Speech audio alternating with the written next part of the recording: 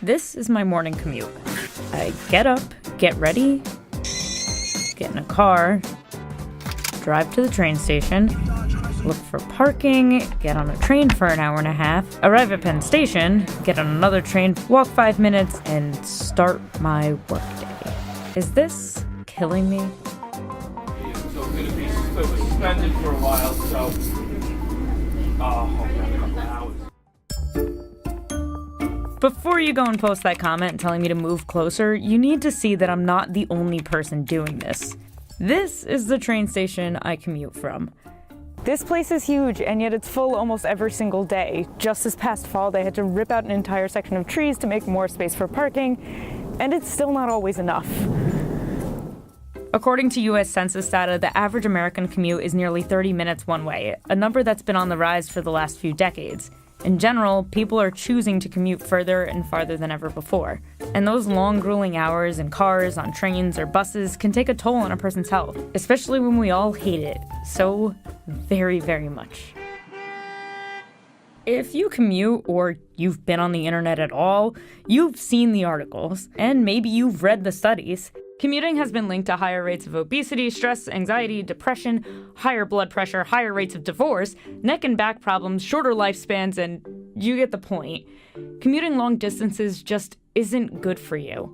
But a lot of it comes down to how you do it. For example, a Canadian study of commuters in Montreal found that people who walk, bike, or hop on a train had a higher life satisfaction than those with comparable commute times on other types of transit. In another study, British researchers found that people who drive to work instead of using public transportation are more likely to be obese. Sitting in a car all day really adds the negative effects of an inactive lifestyle.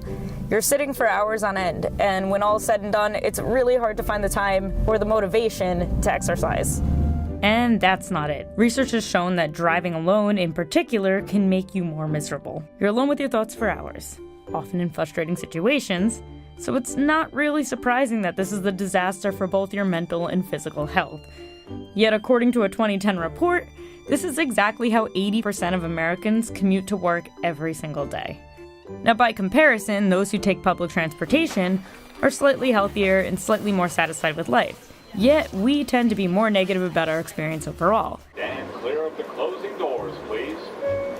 Public transit commuters often resent the timetables. If I don't leave work at 6 o'clock on the dot, I won't catch the 6:21. If I don't catch the 6:21, I have to get on the 6:53, and that's the difference between me getting home at 8 p.m. and me getting home at 8:45. Throw in things like transfers, delays, cancellations, and you have a really solid foundation for a very stressful, very annoying commute. Basically, none of this is looking good for my mortality.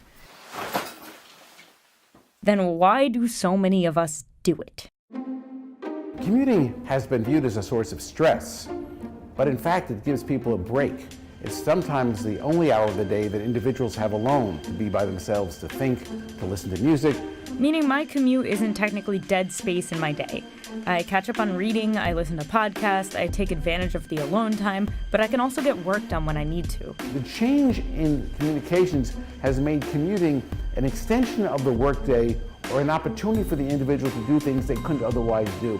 It's not just a way to go from point A to point B.